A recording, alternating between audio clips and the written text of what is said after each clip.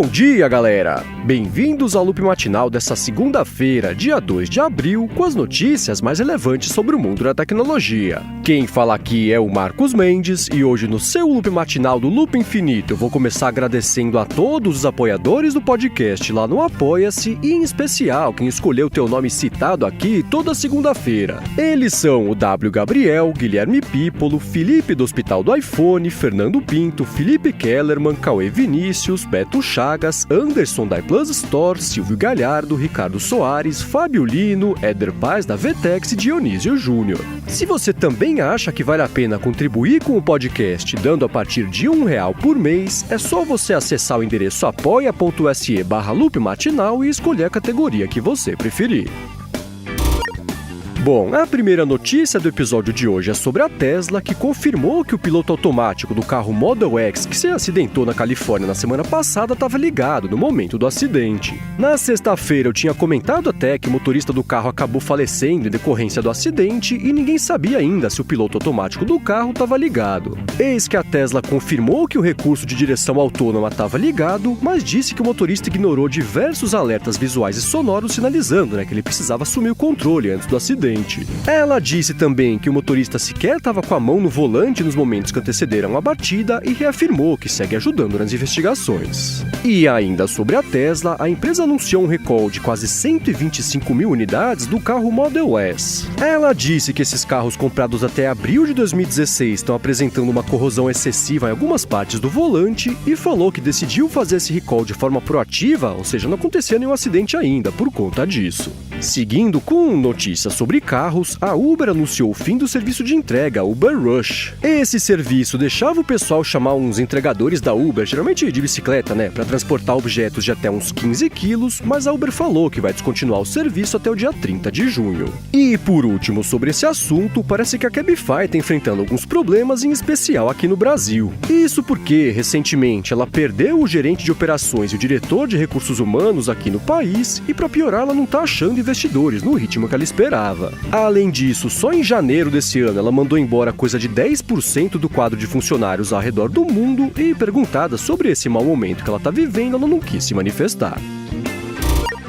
Bom, e agora deixa eu fazer um alerta para você que usa a plataforma MyFitnessPal, que pertence à Under Armour. Na sexta-feira, a empresa anunciou que sofreu uma brecha de segurança e que por isso os dados de 150 milhões de clientes foram vazados. Esses dados incluem nomes de usuário, e-mails e senhas criptografadas, então vale você trocar a sua senha do MyFitnessPal e de outros serviços, que você talvez use com a mesma senha, que por sinal eu sempre comento aqui, que não é exatamente uma boa ideia. Depois da divulgação desse vazamento, as ações da Under Armour caíram coisa de 4%.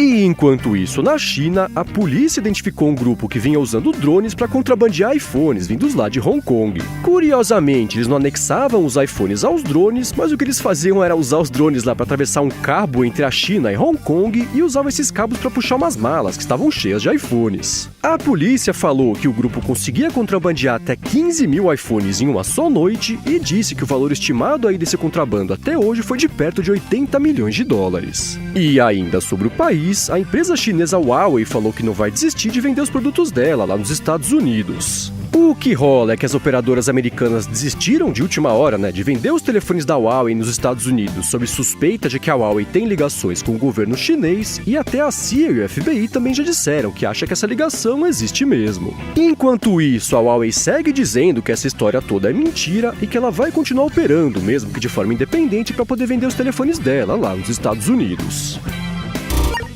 Bom, e já que o assunto é Estados Unidos, deixa eu comentar que o governo está pensando em começar a pedir um histórico de 5 anos de atividades em redes sociais para quem quiser tirar um visto para visitar o país. A ideia é obrigar o pessoal a informar o nome de usuário nas redes sociais e números também de telefones e endereços de e-mail, sejam eles antigos ou atuais. Nesse momento, essa é só uma ideia que está lá sob consulta pública, mas dado esse clima atual, é bem possível aí que isso vire lei nos próximos meses.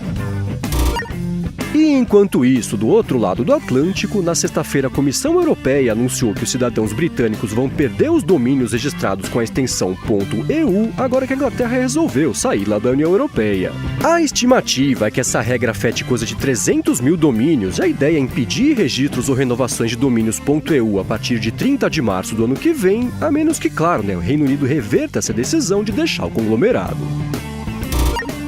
Bom, e agora eu vou falar sobre o Facebook, que gerou mais uma polêmica na sexta-feira. O que rolou foi que alguém vazou um texto que o vice-presidente da empresa publicou para os funcionários em 2016 e nesse texto ele defende que tudo que o Facebook faz para crescer é justificável. Ele diz que isso inclui práticas questionáveis como importação forçada de contatos ou artifícios para pressionar o pessoal a continuar se deixando encontrá-la na rede social. Ele fala mais de uma vez que para o Facebook vale tudo para registrar crescimento e diz que eles vão fazer a mesma coisa quando eles entrarem lá na China. Já num outro momento do texto, ele fala que a obrigação do Facebook é conectar as pessoas o máximo que eles conseguirem, mesmo que isso signifique que alguém se mate por sofrer bullying na rede ou que o Facebook acabe sendo usado para orquestrar um ataque terrorista. Bom, e eu vou repetir aqui porque eu acho importante, que o autor do texto é o vice-presidente do Facebook e depois que esse texto foi vazado, ele acabou deletando a postagem. Aí ele, ironicamente, publicou uns tweets falando que ele nunca concordou com esse ponto de vista que ele mesmo postou, mas em seguida ele acabou deletando esses tweets também. Agora, depois que esse texto foi vazado, os funcionários do Facebook começaram a brigar lá na rede interna da empresa e, claro, alguém foi lá e também publicou essas postagens para todo mundo ler. Essencialmente, os funcionários se dividiram em dois grupos, sendo que um deles passou a defender os usuários e o outro passou a condenar quem estava fazendo os vazamentos. Lá pelas tantas, alguém acusou os autores dos vazamentos de falta de integridade, o que só não é uma ironia maior, do que o fato da pessoa também ter falado que tá na hora do Facebook investigar melhor a índole dos candidatos a empregos, porque assim tá difícil de trabalhar. E ainda sobre o Facebook, o Financial Times teve acesso a documentos que mostraram que a rede foi informada em 2014 que o Alexander Kugan estava pensando em vender os dados de 50 milhões de contas que ele estava coletando lá com o aplicativo dele. Essa informação estava nos termos de uso de uma atualização lá do aplicativo, só que na época o Facebook estava usando um sistema automático para provar os updates. Então, no fim das contas, parece que o Facebook concordou com a venda não autorizada dos dados e fez isso porque ninguém lá dentro chegou a ler os termos atualizados do aplicativo.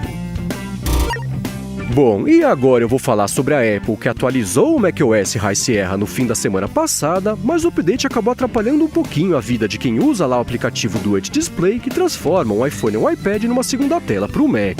Por conta disso, o pessoal responsável lá pelo Duet Display falou que é melhor os usuários continuarem com a versão 10.13.3 do macOS High Sierra, porque se a pessoa atualizar, o Duet Display vai parar de funcionar. Eles disseram que já entraram em contato com a Apple para tentar resolver esse problema o mais rápido possível, mas que pelo menos por enquanto a Apple ainda não respondeu. E ainda sobre a empresa, o site VentureBeat falou que um Apple Watch ajudou a polícia da Austrália a prender a principal suspeita de um crime que aconteceu há mais de um ano. A polícia usou os dados de atividades lá do Apple Watch da vítima e as informações que estavam lá contradisseram a história que a filha da vítima tinha contado para a polícia. Por conta disso, a filha da vítima foi presa, acusada do crime e o julgamento dela vai começar no dia 13 de junho. Seguindo com as notícias sobre a Apple, deixa eu comentar que ela lançou no fim da semana passada umas ferramentas que vão ajudar os desenvolvedores a se adequarem às novas regras de privacidade da Europa. O que rola é que diversos aplicativos armazenam dados no iCloud e essas ferramentas vão dar para o pessoal a habilidade de exportar e de deletar os dados que os apps salvam ali. Além disso, as novas ferramentas vão deixar o usuário impedir que o app salve dados no iCloud, que vai funcionar como uma espécie de recurso complementar em relação às outras novidades de privacidade que eu comentei aqui no final da semana passada. E, por último, sobre a Apple e fechando o episódio de hoje, deixa eu comentar que tudo indica, que o Apple Pay está muito perto de ser lançado aqui no Brasil. Isso porque o Itaú, que vai lançar com exclusividade nos primeiros meses, publicou uma página explicando como funciona o serviço e falando que o pagamento com o Apple Pay vai dar descontos e brindes em várias lojas e estabelecimentos, eles tiraram essa página do ar quando isso virou notícia. Já uma coisa que a página não dizia era quando que o Apple Pay finalmente vai ser lançado por aqui, mas se eu tivesse que apostar, eu diria que dessa semana não passa.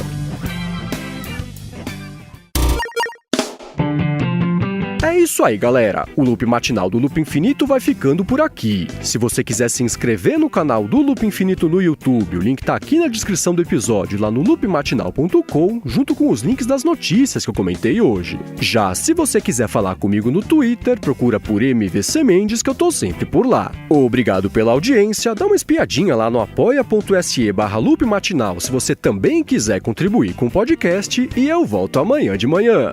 Falou!